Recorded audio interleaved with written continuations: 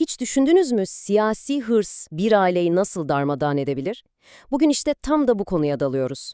Zirveye oynayan bir başkan adayı, Senatör Sexton ve onun gerçekten zeki kızı Rachel'ın o karmaşık dünyasına bir göz atacağız. Ama baştan söyleyeyim, bu sıradan bir baba-kız kavgası falan değil. Bu bildiğiniz güç, manipülasyon ve ihanetle dolu psikolojik bir savaşın ta kendisi. Hazırsanız başlayalım.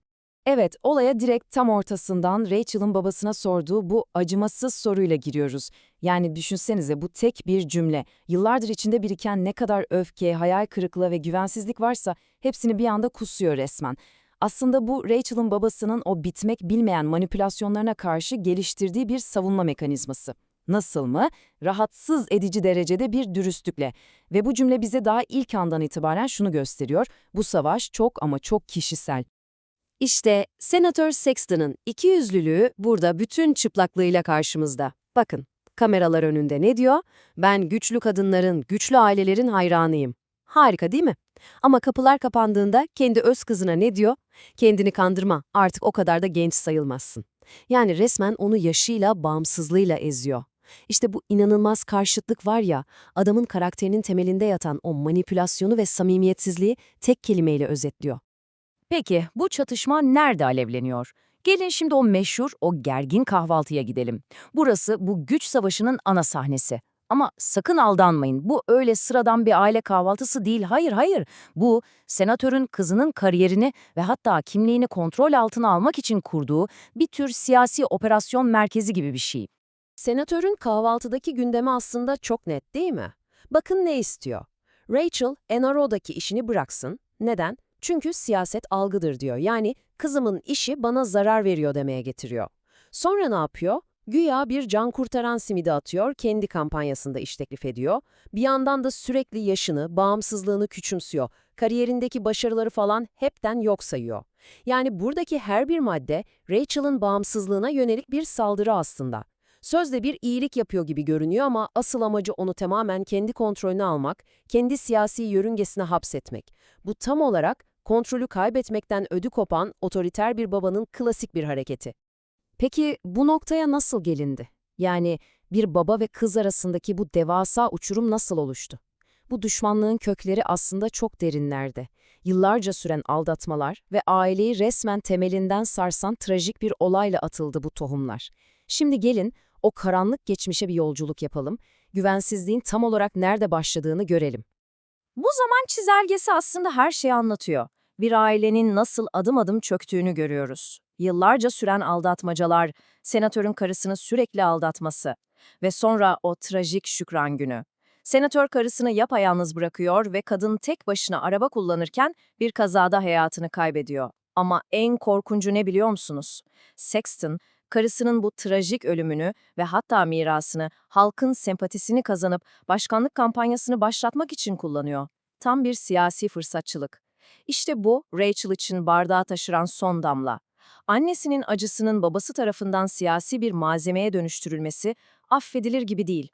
Bu olay, aralarındaki o son güven kırıntısını da yok ediyor ve Rachel'ı babasından duygusal olarak tamamen koparıyor. Ve işte karşınızda Senatör Sexton'ın Oscar'lık performansı. Kameralar önünde nasıl da üzgün değil mi? Ah keşke evde olsaydım bunlar olmazdı falan diyor. Tabii Rachel babasının bu acıyı bile bir halkla ilişkiler gösterisine dönüştürdüğünü görünce ona duyduğu tiksinti iyice artıyor. Çünkü bu timsah gözyaşları babasının dünyasında en acı, en kutsal anların bile aslında sadece birer sahne olduğunu, her şeyin bir oyun olduğunu kanıtlıyor.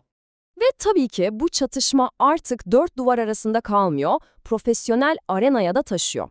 Rachel'ın kariyeri babasının o devasa başkanlık hırslarının önünde kocaman bir engele dönüşüyor. Böylece bir aile kavgası bir anda ulusal bir siyasi mesele haline geliveriyor. Bu tablo aralarındaki temel çatışmayı çok güzel özetliyor aslında. Bir tarafta Rachel var, onun için NRO'daki işi bir onur nişanı, kendi ayakları üzerinde durduğunun, babasından bağımsız olduğunun bir kanıtı. Diğer tarafta ise Senatör Sexton var. Onun için ne? Rachel'ın işi siyasi bir yük. Kızı rakibi için çalışıyor. Yani Rachel onun gözünde sadece kontrol edilmesi gereken bir piyon, bir sorun. Kısacası Rachel kendi kimliğini, kendi varlığını inşa etmeye çalıştıkça babası onu sürekli kendi gölgesine, kendi oyunun içine çekmeye çalışıyor. Şimdi size Senatör Sexton gibi usta manipülatörlerin sıkça başvurduğu klasik bir medya taktiğinden bahsedeyim. Greyfurt sorusu. Nedir bu Greyfurt sorusu? Şöyle ki, dışarıdan bakınca gazeteci politikacıya çok zor bir soru soruyormuş gibi görünür ama aslında o soru önceden ayarlanmıştır, cevabı bellidir. Amaç, politikacıyı zor durumdan kurtarmak, hatta onu bir kahraman gibi göstermektir. Yani tam bir medya tiyatrosu. İşte o meşhur kahvaltı sahnesinde olan biten de tam olarak bu. Senatör ne yapıyor? Adım adım bakalım. Önce kızıyla herkesin görebileceği bir yerde buluşuyor. Sonra kendi adamı olan bir muhabir sözde bir çıkar çatışması hakkında o Greyfurt sorusunu patlatıyor. Ve senatörün cevabı, kızının o oldukça düşük seviyeli pozisyonunu herkesin önünde küçümsemek. Böylece ne oluyor? Kamuoyundaki algıyı kontrol ediyor ve potansiyel bir siyasi krizi daha başlamadan bitirmiş oluyor.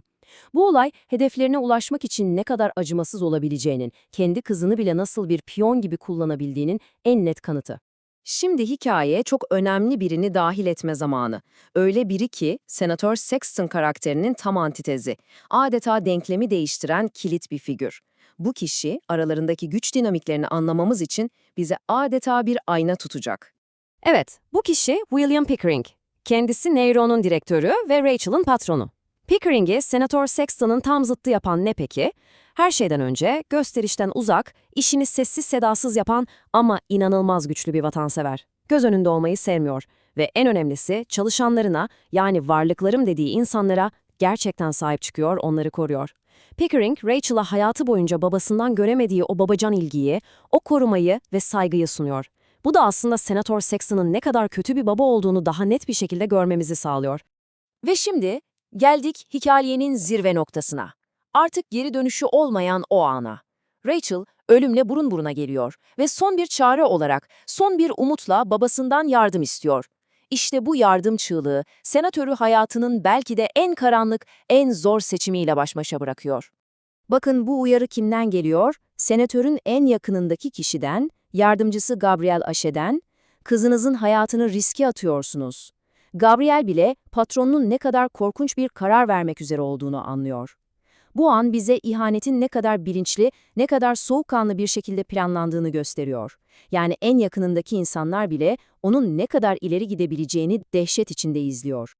Peki, o anda senatörün aklından ne geçiyor? İşte kendi iç sesi, bu bilgiyi kamuoyuna açıkladığımda başkanlık benimdir.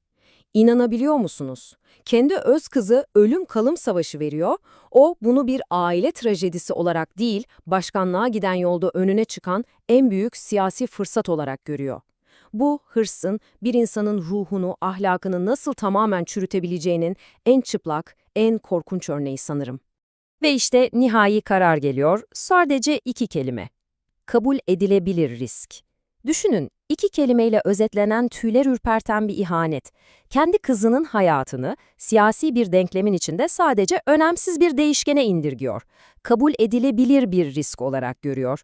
Bu artık bir babanın kızına sırtını dönmesi falan değil. Bu onun varlığını tamamen silmesi demek.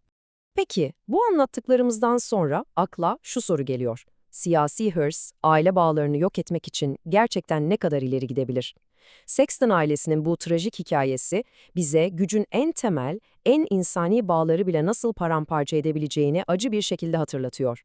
Zirveye giden yolda insan en değerli varlıklarından ne kadarını feda etmeyi göze alabilir? Bu belki de hepimizin üzerinde düşünmesi gereken bir soru.